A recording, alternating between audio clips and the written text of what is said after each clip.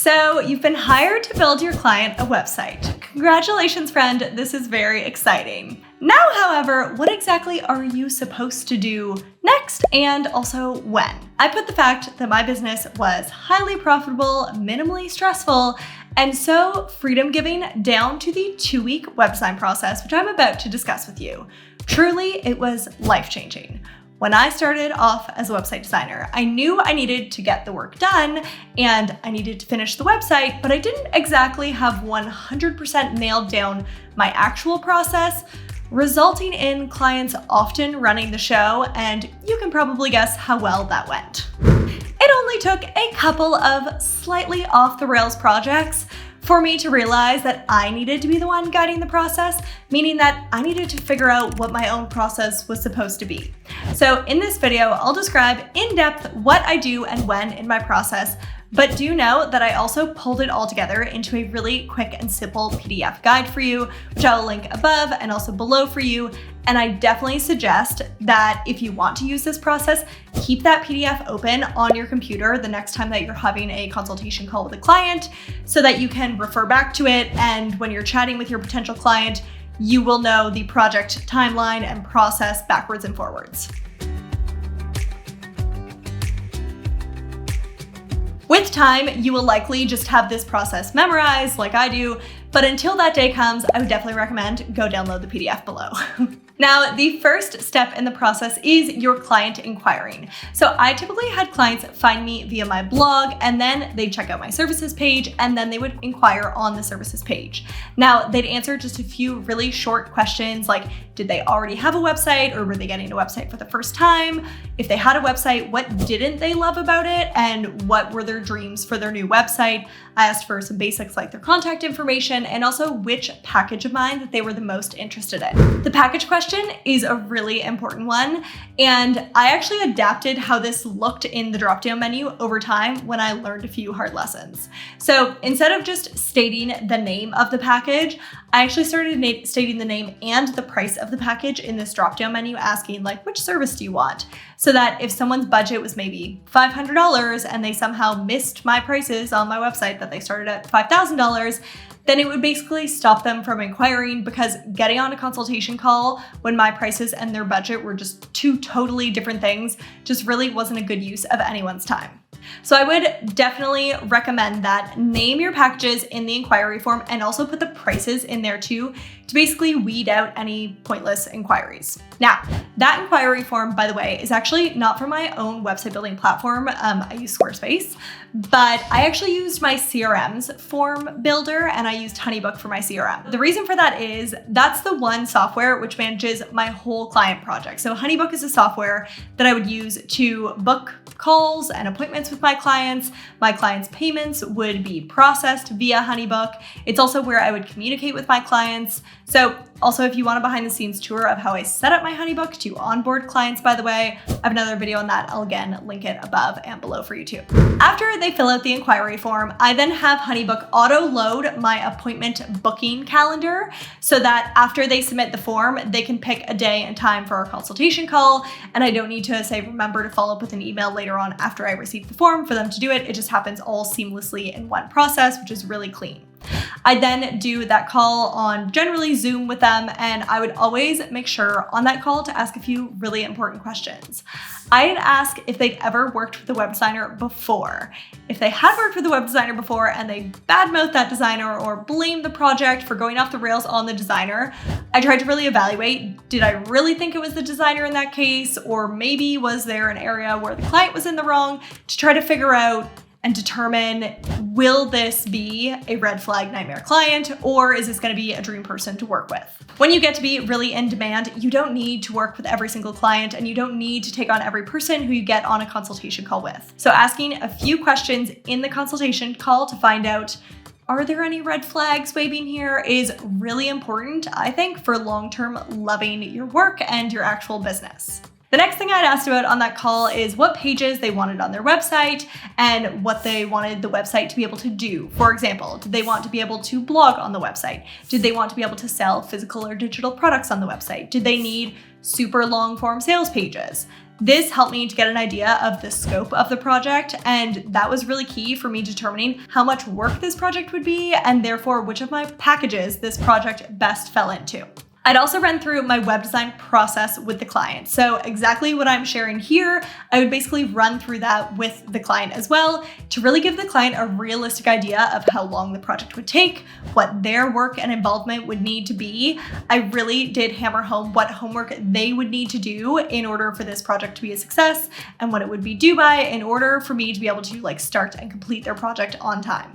The next thing I would do is I would discuss the next available design period which I had upcoming, and also give them a realistic expectation for how long it typically took clients to do the client homework that was needed to be finished before the project could start. Discussing with them the homework and how long that would take and what was included and everything really helped set them up for success of picking an available design date that they would realistically be ready for. Typically, I was booked out months in advance, so generally they'd always pick the next available design date. But when I was just starting out as a website designer, even if I had space available like next week or 2 weeks from then, I would always make sure to book every client at least 1 month out from that consultation call, just to give them enough time for them to do the client homework. And then after that, if we decided that we both wanted to work together, then I would use Honeybook to send off my contract and invoice.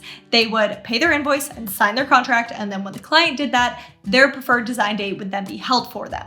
Now, I just take on one client at a time, so those design dates were important. And if they had their heart set on a certain date that we discussed on the consultation call, they would be really eager to lock down that date before someone else got it, which meant that they were typically pretty eager to sign the contract and pay the invoice in order to reserve that date. Now, you'll notice that throughout this whole process, which I've described so far, there is no proposal. So I save hours on every single project by skipping the proposal. Now, how I managed to do this over time was I typically tended to notice that my clients basically needed one of two things. They either needed a website or a website and a brand. So I made 2 packages, the 2-week website package, and then the 2-week website and brand package. It was very simplistic. The packages had a set number of pages included in them, and typically the only tweak which I would make to the packages was to add another page or two if they needed a slightly bigger website. But because the vast majority of the package would stay the same, it didn't need a custom proposal or anything.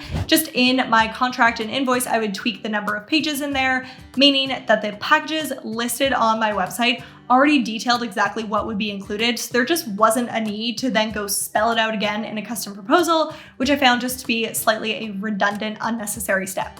As you can probably tell, I am all about efficiency and eliminating bits from the process that just aren't really adding any value, and so that's why I cut out proposals early on, and trust me, myself and my clients never miss them.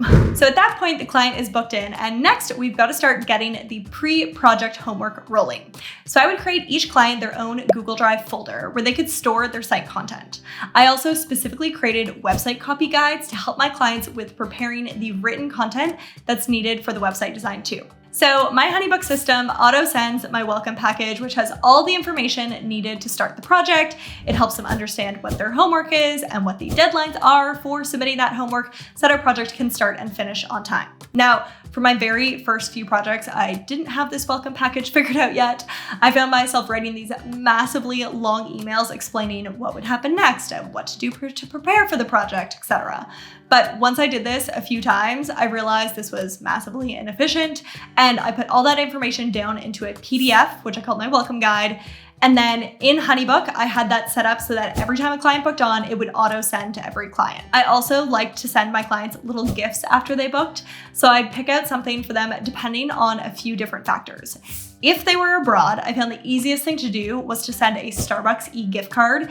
If they were in the US, however, I really loved using the website BoxFox for client gifts. And I'd also often have a lot of fun curating the box to fit that client and their brand style too. Okay, so that is all the pre-work for the project. I'd then send my client reminder emails via Honeybook, say 1 week out or a few days out from the project, reminding them of the start date and reminding them to submit their homework. So again, that was all auto-scheduled. I didn't actually have to do anything there, which was fantastic. For the project start date, I would do a 1-hour call with my client on the Monday of week 1 of our project to discuss their homework. So I looked over their homework, and if I had any questions about it, I'd bring that to the call. I'd go over their inspiration websites with them, for example, to also figure out like what exactly about this website do they love and is there anything they don't love. And I'd also ask questions that I felt was needed just to get answers in order to start the project. Then, depending on if they'd had professional branding done or not already before, if they did, I'd go straight into designing the website. If not, I'd put together a color palette and mood board, and I would choose the fonts and any special design items for the website like graphics, and I'd pop that all together into a mood board and send that off to the client to review by the end of day 1 of the project. Now, on Tuesday of the first week of the project, I get into designing the actual website. So that involved taking their content, which they had given me, like their photos and text, and building out the pages directly inside of Squarespace. Now, I know some designers use a tool like Figma or just even pen and paper to sketch out a layout, but I personally found that Squarespace was so flexible and easy to use that I just start creating the website straight in Squarespace from the get-go, which also was a massive time saver, getting to skip the whole wireframing step. Wireframing honestly was a really vital tool back in the day when a designer would need to give their concept over to a different person, the developer. But as a Squarespace designer, I was basically covering both the designer and the development roles. And so as one person, I just didn't need this whole like transferring this information via a wireframe process, I found. Now, I'd spend the whole of week 1 building out all of the pages on the site. And on Friday of week 1, I'd send the client a link to the somewhat live website. It would be live and functional for them to be able to see and click through it, but it wouldn't be so that anyone on the internet could actually find the thing. I would then instruct my client to give me feedback and email it back to me. I promised every client unlimited revisions on their website and edits within that second week. So they'd send me a long list of the edits that they'd like to the website. I would complete those within 24 hours. I'd send them a link to review the updated site and all the changes. And if they wanted more tweaks, they'd send along another list of edit requests, and we'd continue with this process. Typically 2 to 3 times was normal until they were perfectly happy. And then in that second week, I would also link up any third-party integrations like their email marketing system, or maybe their appointment scheduler or their CRM. And then I'd make tweaks to the mobile version of the website as well. And I'd also tie up any like SEO loose ends in that week as well. Then, because I genuinely wanted my clients to be confident and capable to update and edit their own website themselves, and also partially because I just really wasn't the biggest fan in the world of doing retainer work for an hour here or there in the future, I would finish every single client project with an 1.5-hour lesson and launch call. So basically, I'd get on a video call with them, share my screen, and show them how to edit all of the important bits on the website and explain how it worked to them.